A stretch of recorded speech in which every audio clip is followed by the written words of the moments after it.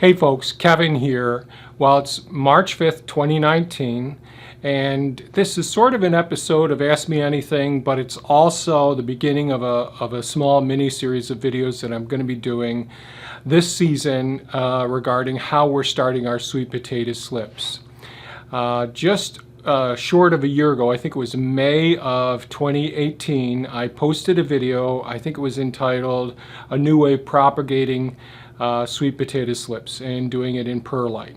Now this video series is really for folks that are up in the cold temperate climates. If you're down south and you've got really nice warm soil and you've got 150, 160, 170 frost-free days or more, and your soil temperature is up into the 80 degrees, well, you just stick the sweet potatoes in the ground, let the slips come up, snap the slips off, and plant those slips.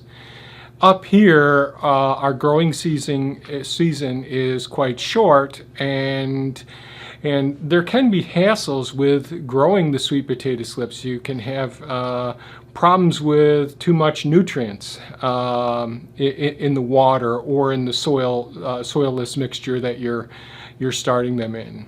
So Arlene Vest had asked, do you add water with any nutrients in the tray of perlite? And the short answer is no.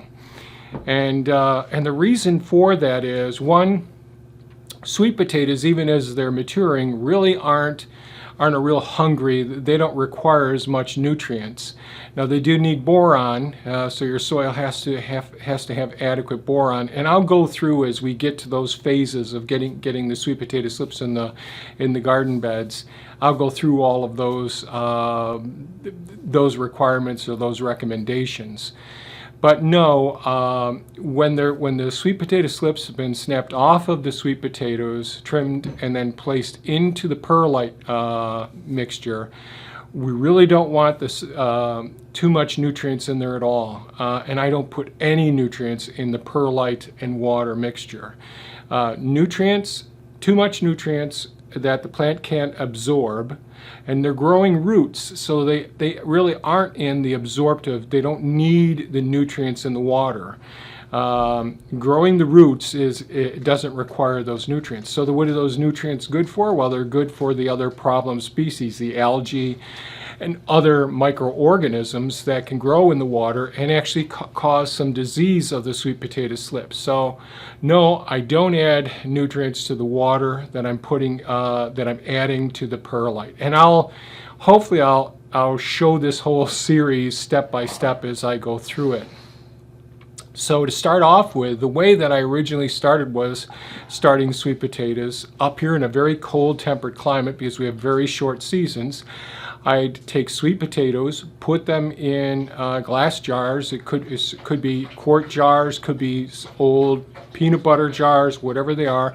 Put some water in the jar, and then partially immerse the sweet potatoes. Put them by a window. Hopefully it's not too cold by the window, and we get the slips eventually coming up. There were problems with that because the sunlight and as the sweet potato exudes, it's a living, breathing organism. A sweet potato is. It's a root. It's a tuberous part of a root. So it's alive, and there are excreta that goes into the water. And your water may not be absolutely pure as well. There may be microorganisms in the water and nutrients in the water. And being in the window with sunlight, there can be algae problems or other microorganisms that create that slimy coat. So my goal was to gradually see if I could find a means by decreasing the workload and not having to change the water as frequently and those sorts of things. And I got a pretty good system once I got the slips to start. However, this year I'm starting off the series. I actually started recording one video on February 27th. So it's just a few days ago. This is March 5th, so it's just a week ago. And what I've been doing is taking trays, and I'll shoot some video footage of it. So I use 3 different trays for each tray of sweet potatoes. And so the tray will be a support tray, which is just a heavier plastic gauge, then a non-porous or non-perforated tray that goes inside of that support tray, and then a porous or a perforated, little holes in the innermost tray. And I use those same 3 tray systems in just about everything that I do. And the reason is with the weight of the soil or the perlite and water in those trays, you want to be able to change the water so you can pick up the perforated tray and allow the perlite or the soilless mixture to actually drain out adequately. And to move the trays around so you're not damaging them and cracking them, because they aren't the thickest material. They only last a couple of seasons. I keep them in a support tray, and that's the one that looks more like a mesh network of plastic. So that's something that I use throughout all of the seed starting systems, and I'll start shooting some seed starting in another month or up here. But anyways, with the starting with the sweet potatoes, the first thing that I do is I take the sweet potatoes and I put them in a bowl or a basin, and I let them soak for a couple of hours. That will help me to remove any residual material that may have adhered to the surface of the sweet potatoes. The next thing I do is, in those 3 trays, is I put a combination of like peat moss and perlite in there, and you can get any soilless mixture. And I line the innermost tray with that soilless mixture, and then I wet it down pretty darn well. It doesn't have to be soaking wet. As a matter of fact, you don't want a lot of moisture in there. You want to have it be basically the sweet potatoes being in soil, moist soil, not wet soil. Sweet potatoes don't like wet feet. So we want the soil to be moist and initially in the dark until they start sprouting some of the sweet potato slips, which mine haven't done yet. I've got a couple more weeks before the sweet potatoes will start manifesting the sweet potato slips slipping up from them. And I'll make videos as we proceed through this whole process. So starts off with soaking the sweet potatoes for an hour or 2, carefully removing any debris on the surface of them just before putting them into the water. Then I create my soilless mixture inside of that 3 tray system, moisten it down, partially plant the sweet potatoes into the soil. They aren't completely covered up. I may end up changing that to being completely covered in the future. Down south, people will just go ahead and dig a narrow trench, put the sweet potatoes in the trench, cover it up with soil, wait for the slips to emerge, snap off the snips, and go plant those slips into the gardens. So I'm trying to almost mimic that system which people live in warmer climates. Now once I've got that tray with the soilless mixture, the 3 tray system, soilless mixture, dampened soil, and the partially buried sweet potatoes that are laid on their side, and they can be pretty darn close. I don't let them touch each other. And with the water draining out of the perforated tray and down into the non-perforated tray, so that if there's a question, I can drain the extra water out. I just want to keep it moist, not wet.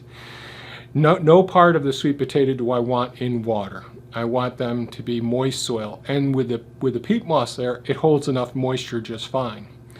Then I take those trays and I put them up on my seed starting tray or microgreens tray up behind me up there, and those are fluorescent light fixtures, which I'll eventually switch over to LED fixtures in the future. But I set them on a seed mat. Now this is the first time I'm using a heating seed mat, which ranges in temperature I think between 70 and 85 degrees Fahrenheit. And that seems to be a pretty good temperature for starting most things that are really warm weather plants. So sweet potatoes are from South America, and I think Mississippi and I can't remember, I think it's South Carolina potentially, are two leading producers of sweet potatoes. And so they really like being closer to the equator. They like soil temperatures probably about 80 degrees.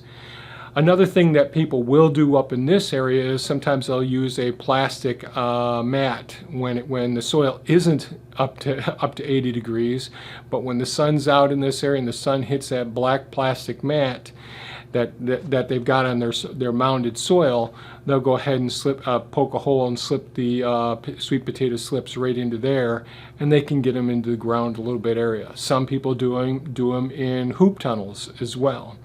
So there's a whole variety of ways that we'll discuss in future videos, and I'll be showing you as I'm learning through this process the things that I find that work really well, and I'll share with you the things that don't work too well. So no nutrients added to the water, light excess nutrients, because those sweet potatoes are growing roots. They really aren't absorbing those nutrients in the water. Those extra nutrients with sunlight or artificial light and good warmth, well, that's good nutrients for the microorganisms that co-inhabit that area, that are in the air as well. So I don't want to compete with them or give them the opportunity for disease. I really don't want the perlite to be soaking wet either. I want the perlite to actually just gradually have some water at the base of them, and the roots to work the way down into the perlite. And I'll go over all this as time goes on, and you can refer back. I'll put a link in the upper right hand corner to that original video showing what I had done, and maybe a link to one of the Ask Me Anything questions about the perlite mixture as well. So I hope that answers your question, Arlene. I know I've gotten other questions. This happens to be one of my more popular gardening videos that I created, so I thought I'd make a series showing what I'm learning throughout the process. So if you have any comments or questions, please leave them below. I'll be posting videos on this regularly. It'll probably be a couple of weeks before we get the sweet potato slips starting up, and before I really even start thinking about transferring those over into the work area. So if you thought this video was valuable, give us a thumbs up, share it with your friends, hit that bell icon if you want to be notified when we post more videos. And certainly, folks, have a super fantastic day. I got to go blow some snow now. Bye-bye.